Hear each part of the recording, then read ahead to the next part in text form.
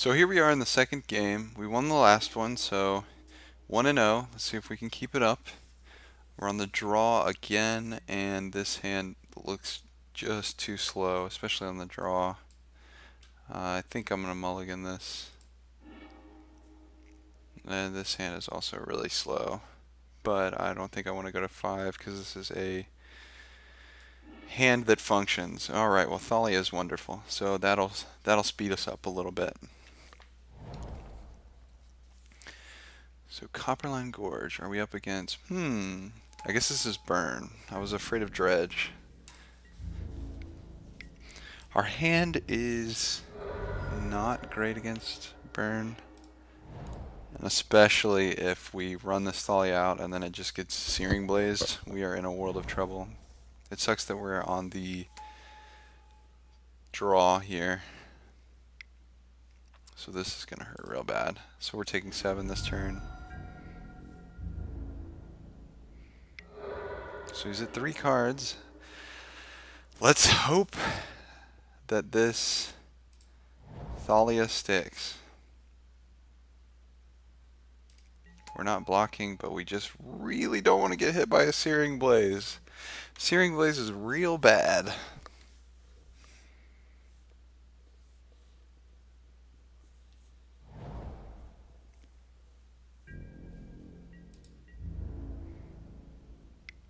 I'm taking that. This could be a Tarkus command or some other thing, but as long as it's not a Searing Blaze, I'm a happy individual. Our hand is not terribly functional versus a Burn. I took out those 2 Kitchen Finks that I used to have main board for these Restoration Angels, and the Burn matchup's one of them where I really desperately wish I did have them. So there's an argument for bringing them back. Boros Charm. This is going to hurt real bad. So we're going to be at 4. And the chances are we're just going to lose. I don't see us winning this. Unless he just draws land, land, land, land, land. We are not going to win. The only thing we can roll out is the Flicker Wisp. And it doesn't really do much. We can swing in for Thalia, with Thalia for 2. And then throw that Flicker Wisp in and flicker the Thalia. Also, speaking of the Kitchen Finks, and of note, I also chose the promotional art for Restoration Angel. With that's the ones that I replaced the Kitchen Finks with. So, regardless, this Restoration Angel would not be a Kitchen Fink, so I can't complain.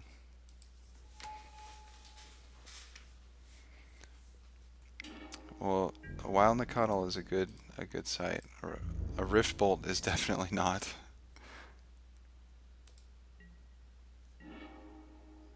A Path is also really good. Let's see.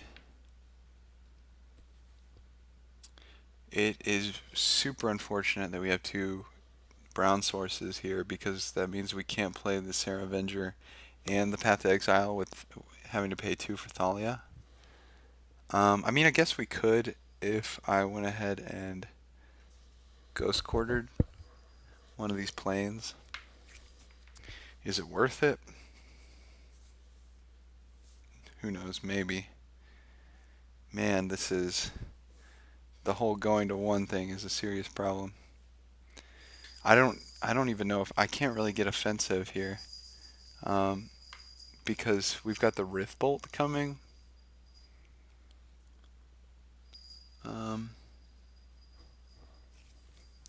So, I guess this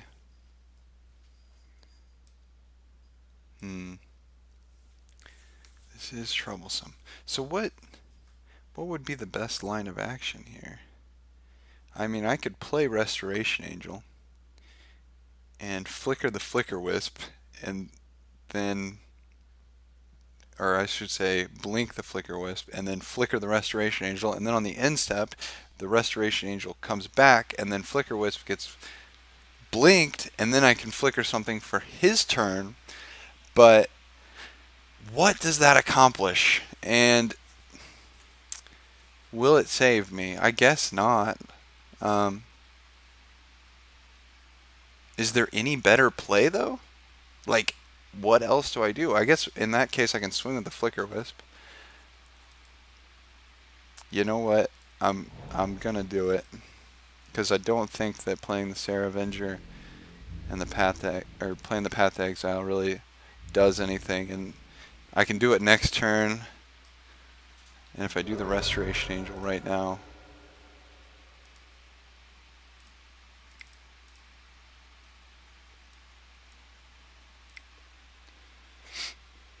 I guess there's also some merit for if he tries to kill one of my creatures with the Rift Bolt.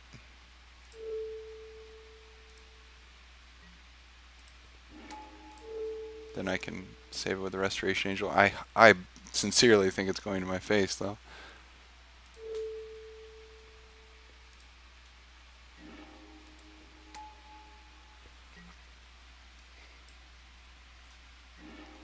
So I guess now we flicker the Wild Nacatl.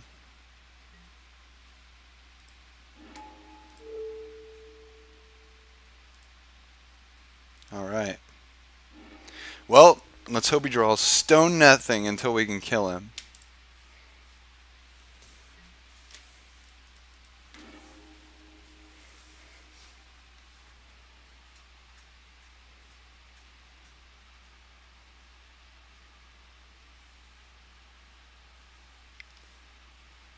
Alright, so we got the Prowess triggers.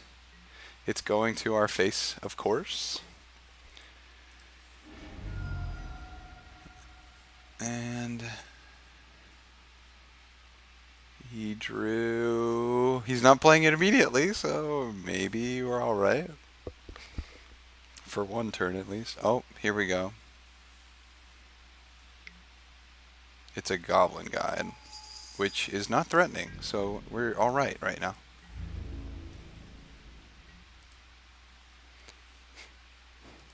Okay, so... wow, that's pretty damn good. Let's see.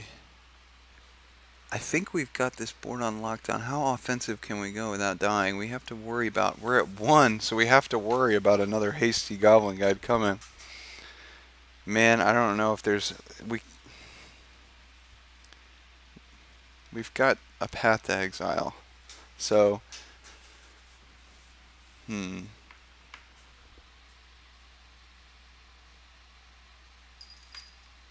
I mean, we can't just sit here and let him top deck. That's the thing. I think we're fine to go ahead and swing with the Flicker Wisp. We die to a Monastery Spirit or a Goblin Guide in this scenario now because we just won't have enough blockers.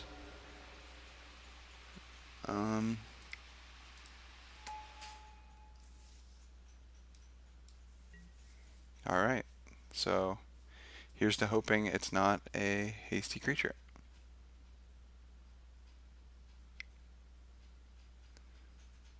We can deal with a Lava Spike. We can't deal with it. Alright, so we lose. Yeah, that was painful. I don't know if there's not much we could have done there. We're on the play there, so we bring in Burnt Forge Tender. Sunlance is great because it kills basically all of his creatures. I like Relic of Progenitus because it shuts down Grim Lavamancer, which is a public enemy #1 kinda guy. But that might not be right. The cool thing about Relic is that it'll cantrip at worst case scenario. The problem is though that we might not have time for that. So, but I'm gonna bring it in anyway. So what is bad? Flicker Wisp just does almost Stone Nothing, and Aven Mind Sensor is not all that great. It's a little too slow to get them. So that's what we're gonna take out. And we'll see how we do.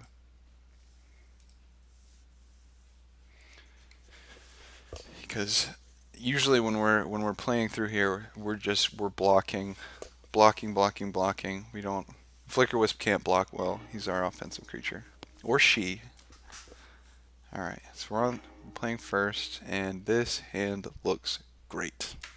Looks wonderful. We are not going to take damage off of Eidolon of the Great Revel. We have a blocker for Goblin Guide. Not turn 1, but I guess turn 1 if we wanted it to. But man, this just looks like exactly what we want. Sure.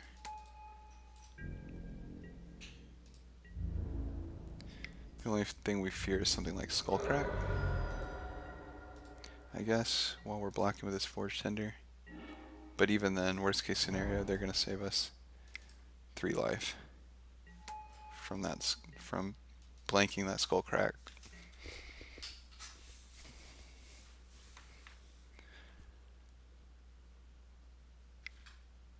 So he's going to bolt the Leonin Arbiter.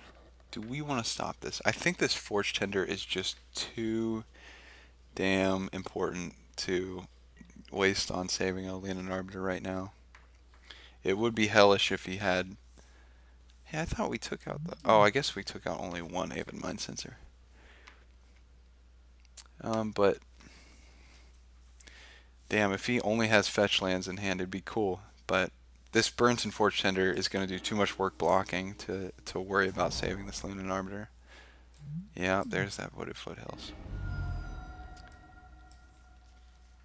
It was just too risky to try to use that. So what do we got here? A Goblin Guide? Nope, just a Lava Spike. So luckily we're going to take no damage off the Swiftspear, which is just going to be gorgeous. Alright.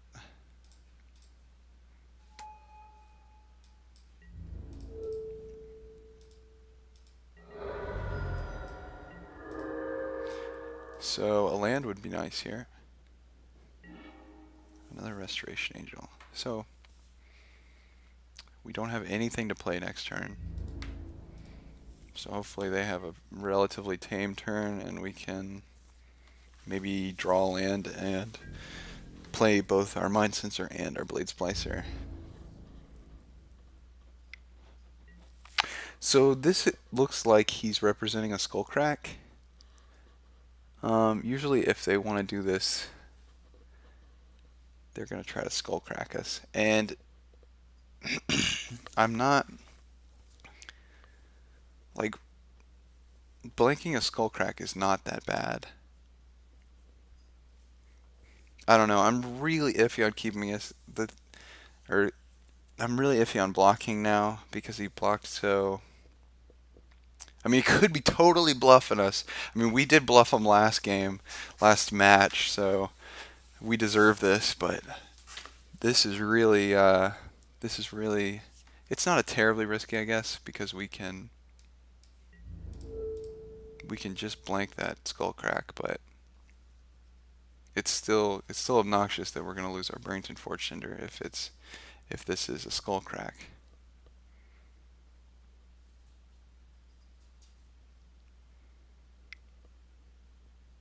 Alright, so there is the Skullcrack. So we'll just go ahead. We're going to use this Forge Tender to blank the Skullcrack. Fair enough. I mean, I was almost sure that that's what it was going to be, but damage can't be prevented. Oh, yeah, that's right. So it doesn't even matter. You can't blank the Skullcrack because you can't prevent the damage. Well, that was kind of a blunder on my end. I let him kill our Burnson Forge Tender, but oh well. Hindsight's 2020. Hopefully we can take care of this Swiftspear with this Blade Splicer.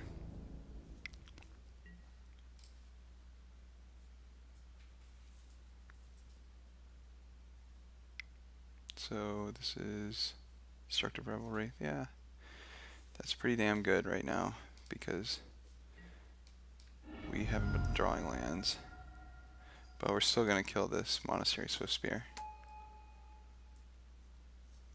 At least he's not Destructive Revelry-ing our Golem.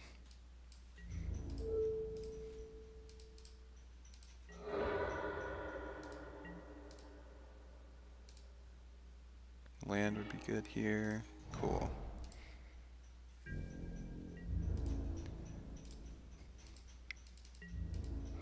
We are not out of the clear in the slightest because he hasn't been playing lands. That means his hand is all gas. We have to turn this corner in a hurry.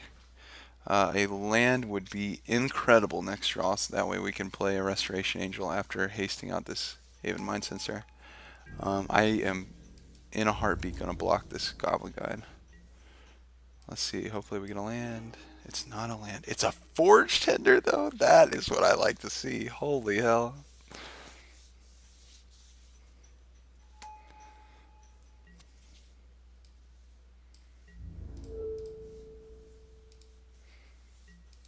Alright, so we're going to have another Burns and Forge Tender.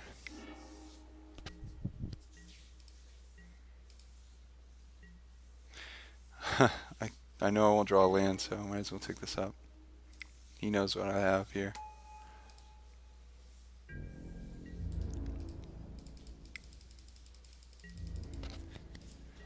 So he'll be at 9. Next turn we can attack for 5. Man, if there was a land and then that Burns and Forge Tender. I mean, don't get me wrong, I'm happy about that Burns and Forge Tender, but I'd really love to cast these Restoration Angels. So he wants to kill the Golem. That's going to slow us down pretty badly. But that's fine. There's no way I can try to save it right now. All I'm worried about is saving our life total here. So, all right. What we need a land so badly. Nice. Okay. So I'm just gonna throw this down while he's tapped out because I don't want him to kill Blade Splicer in response. This does mean that the Rift Bolt is likely to go to our head. And that is all we have for now. So I guess we can't kill him next turn, so he's gonna have 2 draw steps. And we're at 8 health. And he has 3 cards in hand, and he hasn't played one yet. Or he hasn't played another land.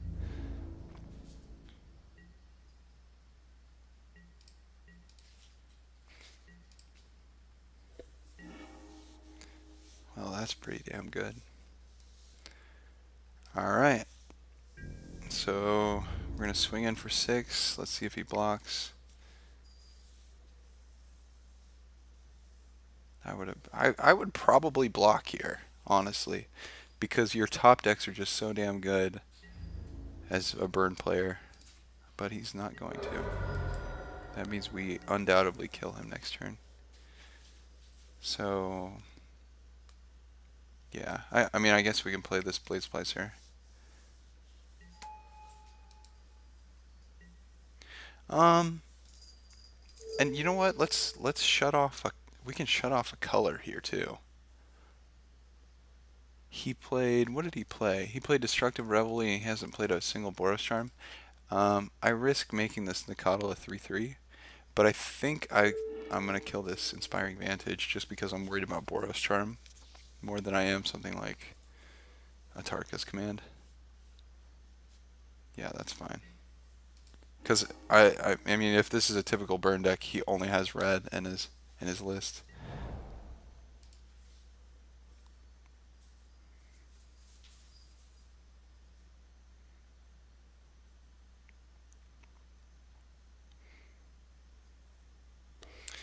Let's see if it bites us in the butt. I mean, we have this Forge Tender as long as we don't die. That's fine. I'm not gonna try to blank anything until it's lethal.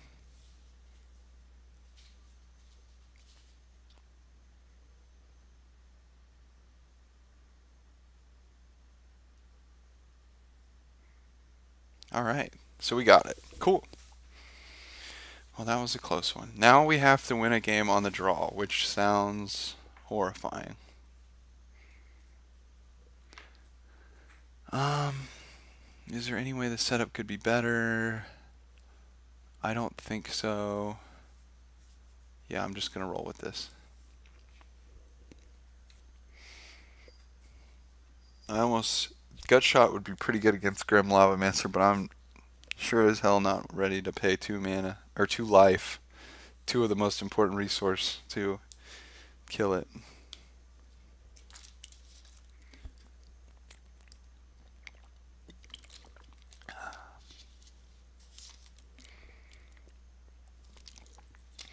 So unfortunately, as we made the switch to the full Restoration Angels, we're seeing a matchup where we just would have liked the Kitchen Finks instead. But I still think there's so much power with Restoration Angel and the synergy in this deck that I think this might just be a fluke, unless you're expecting to see a whole lot of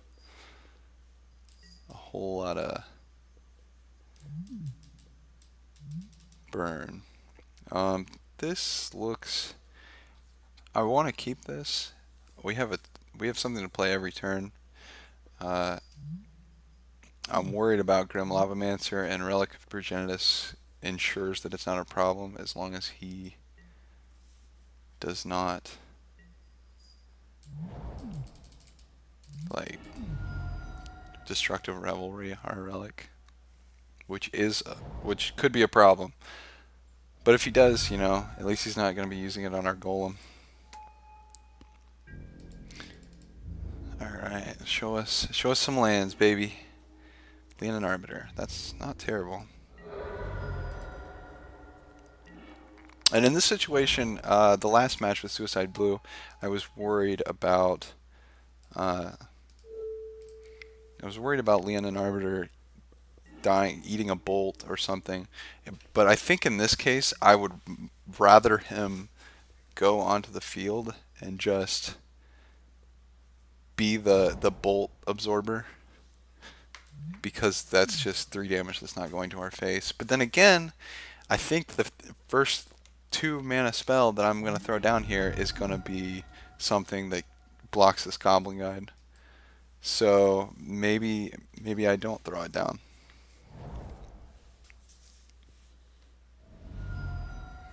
All right, well that looks terrible. Another Goblin Guide.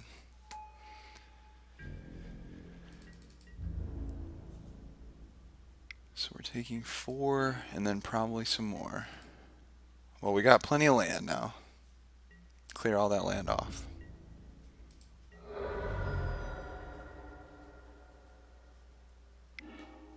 And a Rift Bolt.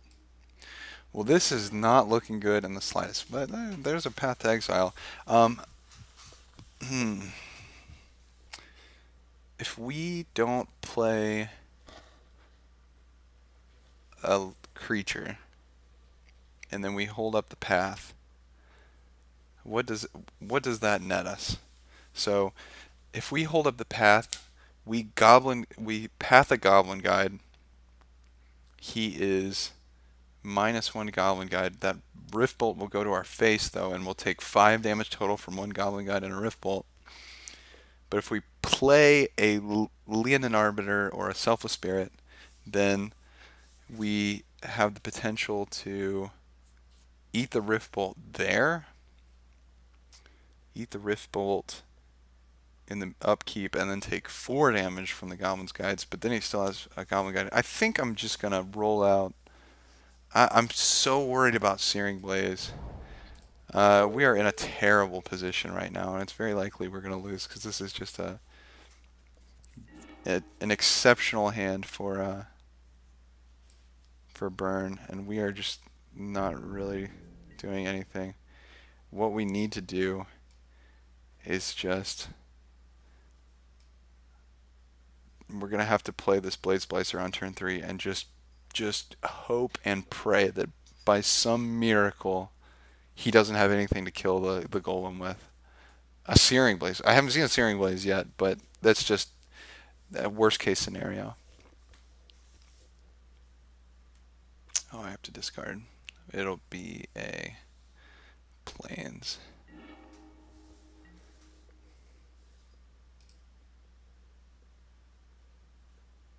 Why did I have to discard? Because I guess I didn't cast anything.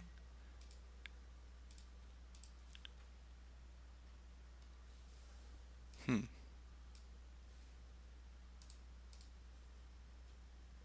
Oh, yeah, I have to discard because